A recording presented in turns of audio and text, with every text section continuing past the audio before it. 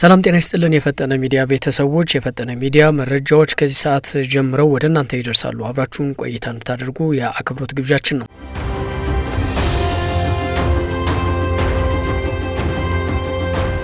የእርስ በርስ ግጭት እንዲቆም ፓትርያርኩ አሳሰቡ። ፓትርያርኩ ይህን ያሉት በዛሬው ዕለት ዓመታዊና ቀኖናዊ የቅዱስ ሲኖዶስ አብይ ጉባኤ መጀመሩን አስመልክተው ባስተላለፉት መልእክት ነው ተብሏል። በመረጃ ሰዓታችን እንመለከተዋለን።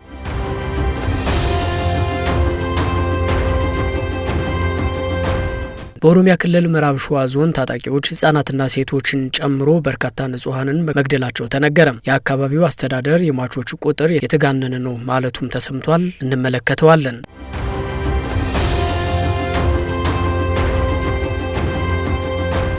ቀጣዩ የኢትዮጵያ ምርጫ ይካሄዳል አይካሄድም በሚል ውዝግብ መፈጠሩ ተነገረ። ምርጫው ሊራዘም ይችላል የሚል ጥያቄ መፈጠሩም ተሰምቷል።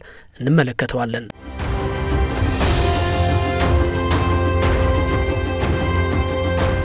ባለስልጣናቱ ወደ አፋር ተጉዘው ኤርትራ ድንበር ላይ መገኘታቸውም እያነጋገረ ይገኛል። ምናልባት የጦርነት ቅስቀሳ ይመስላል ተብሏል። ትሰሙታላችሁ።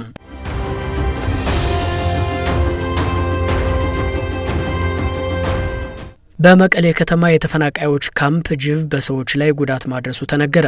ተፈናቃዮች መኖሪያ ቤት ስለሌላቸው ልጆቻቸው በጅብ እንዳይበሉ ስጋት እንዳላቸው ተነግሯል። በዝርዝር እንመለከተዋለን።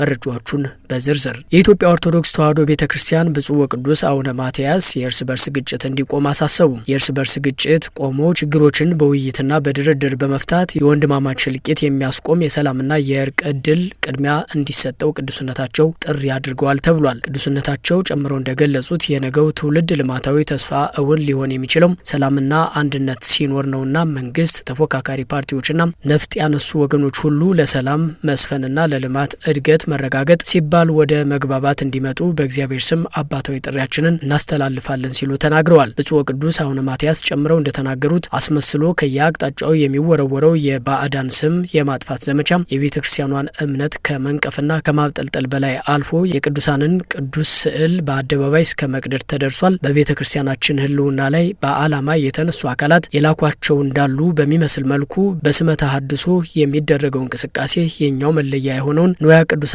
ልብሰ ተክህኖ መዝሙርና ስርዓተ አምልኮ በመጠቀም ቤተክርስቲያናችንን በአደባባይ እየተዳፈረ ይገኛልም ብለዋል። ይህ አላስፈላጊ ተግባር የሀገሪቱን ዜጎች በእኩልነት የሚያስተዳድረውን ህገ መንግስት በቀጥታ የሚጻረር ድርጊት ነው። ሆኖም በህግ የሚጠይቅና የሚያስቆም አካል አልተገኘም። እኛም ዝምታን የመረጥን መስለናል። ነገር ግን መፍትሄው ዝምታ ሳይሆን በህግ አግባብ ነገሩን ለመፍታት መንቀሳቀስ እንደሆነም ሁሉም ሊገነዘበው ይገባል ሲሉ መልእክት አስተላልፈዋል።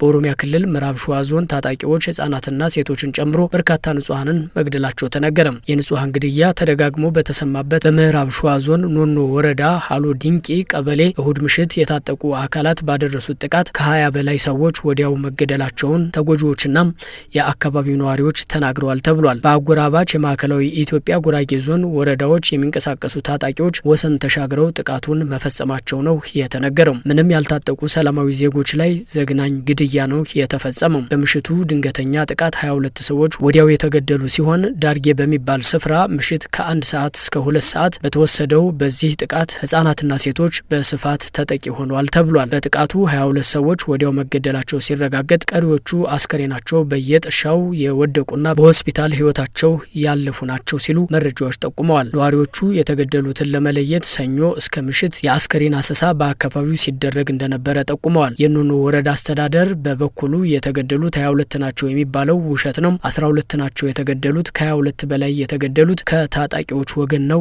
የሚል መረጃ የተገኘ ሲሆን የተገደለባቸው ቤተሰቦች 22 ሞተውብናል እያሉም ወረዳው ውሸት ነው ማለቱ ከእውነት የራቀ ነው መባሉም እየተነገረ ይገኛል። ነዋሪዎች እንደሚሉት በኦሮሚያ ክልል ምዕራብ ሸዋ ዞን አጎራባች በሆነው የጉራጌ ዞን አብሸጌ ወረዳ ውስጥ ወታደራዊ ስልጠና የሚወስዱ ታጣቂዎች አሉ። እነዚህ ሟቾች ምንም ውስጥ የሌሉና ምንም ጥፋት የሌለባቸው ናቸው የተባለ ሲሆን ጥላቻና ማንነት ላይ የሚያተኩር ጥቃት እንደሆነ መረጃዎች ጠቁመዋል።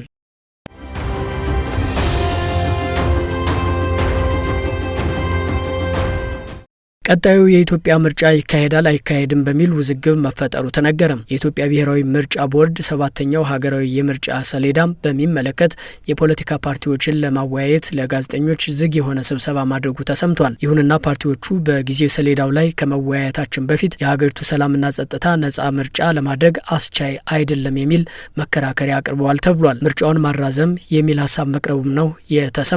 ውይይቱም የተያዘለትን አጀንዳ ትቶም በአመዛኙ በሰላምና ጸጥታ ላይ መወያየቱ ተነግሯል። የኢትዮጵያ ብሔራዊ ምርጫ ቦርድ ሰባተኛው አገር አቀፍ ምርጫ የሚካሄድበትን ረቂቅ የጊዜ ሰሌዳ ለፖለቲካ ፓርቲዎች ለውይይት ባቀረበበት ወቅት ተቃውሞ እንደገጠመው ለማወቅ ተችሏል። ቦርዱ ቀጣዩ አገር አቀፍ ምርጫ በሚካሄድበት ጊዜም ሰሌዳ ዙሪያ ጥቅምት 10 2018 ዓ.ም በአዲስ አበባ ከተማ ስካይላይት ሆቴል ከፖለቲካ ፓርቲዎች ጋር በዝግ መክሯል። ለጋዜጠኞች ዝግ የነበረው የቦርዱና የፖለቲካ ፓርቲዎች ተወካዮች ውይይት ዋና አጀንዳም የምርጫው ማካሄጃ ረቂቅ የጊዜ ሰሌዳ ቢሆንም የውይይቱ ተሳታፊ የፖለቲካ ፓርቲዎች ተወካይ ግን በአገሪቱ ምርጫ ለማካሄድ ከሰላምና ጸጥታ እንዲሁም ከፖለቲካ ምህዳር ጋር የተያዙ አስቸኳይ ሁኔታዎች በመኖር አለመኖራቸው ላይ ቦርዱና ፓርቲዎች ከስምምነት ላይ ባልደረሱበት ሁኔታ በምርጫ ማካሄጃ የጊዜ ሰሌዳ ላይ መነጋገር አንችልም በሚል ተቃውሞ አሰምተዋል ተብሏል። አብዛኞቹ ፓርቲዎች በተለይ በአማራ፣ ኦሮሚያና ትግራይ ክልሎች ያሉት የጸጥታ ሁኔታዎች ነጻና አሳታፊ ምርጫ ለማካሄድ አስቻይ አይደሉም የሚል አቋም መያዛቸውን ለመገንዘብ ተችሏል።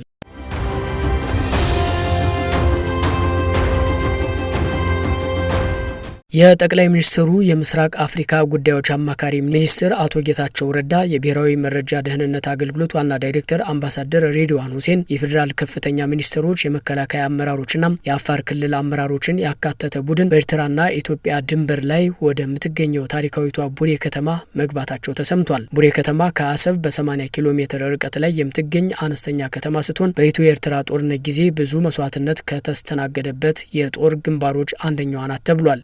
ባለስልጣናቱ ወደዚህ ስፍራ መጓዝ በኢትዮጵያና ኤርትራ መካከል ያለው የጦርነት ጉሰማና ውጥረት የበለጠ የሚያባብስ ነው መባሉ ነው እየተነገረ የሚገኘው። ይህ በእንዲህ እንዳለ የሱዳን ፈጥኖ ደራሽ ጦር መሪ የሆኑት መሐመድ ሐምዳል ደጋሎ የኤርትራ መንግስት በፖርት ሱዳን በኩል ተዋጊ ጀት፣ ድሮንና የጦር አውሮፕላኖችን ለሱዳን ወታደራዊ መንግስት ድጋፍ እያደረገች ነው ሲሉ ወቅሰዋል። ኤርትራ ከዚህ ድርጊቷ እንድትቆጠብ አስጠንቅቀዋልም ነው የተባለው።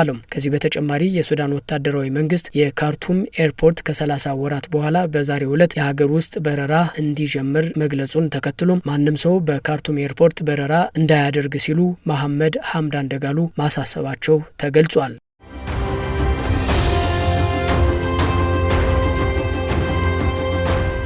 በመቀሌ ከተማ በአንድ ወር ውስጥ ለሁለተኛ ጊዜ የጅብ ጥቃት መድረሱ ተሰማ። በትግራይ ክልል መቀሌ ከተማ ጥቅምት 7 ቀን 2018 ዓ.ም አመሻሽ ላይ ወደ 70 ካሬ የተፈናቃዮች መጠለያ ካምፕ ዘልቆም የገባው ጅብ በ9 ዓመት ታዳጊ ላይ ጉዳት ማድረሱ ተነግሯል። የ3ኛ ክፍል ተማሪ ነች የተባለችው ህፃን ቅሳነት ካህሳይ ጥቅምት 7 ምሽት 1 ሰዓት ከ20 ላይ ከእናቷ ጋር መጸዳጃ ቤት ለመጠቀም ብለው በወጡበት ቅጽበት ጅቡ ታፋዋን በመንከስ ይዟት ሊሮጥ መሞከሩ ነው ወላጅ እናቷ የተናገሩ። በዚህም የእርዳታ ጥሪ ያሰሙት እናት በአካባቢው የነበሩ ሰዎች ባደረጉት ርብርብ ህፃኗን ማተረፍ ተችሏል። ከዚህ ቀደም በዚሁ መጠለያ ማዕከል አንድ የ1 ዓመት ከ6 ወር ህፃን በተመሳሳይ መንገድ በጅብ ተበልቶ ህይወቱ ማለፉ የሚታወስ ነው። በተፈናቃይ ካምፕ የሚገኙ ወላጆች መኖሪያ ቤት ስለሌላቸውና ልጆቻቸውን መጠበቅ አዳጋች በመሆኑ ልጆቻቸው በጅብ እንዳይበሉ ስጋት እንዳላቸው መናገራቸው ተሰምቷል።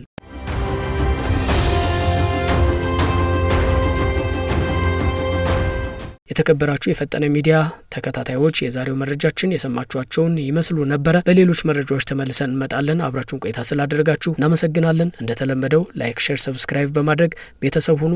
ሰላም።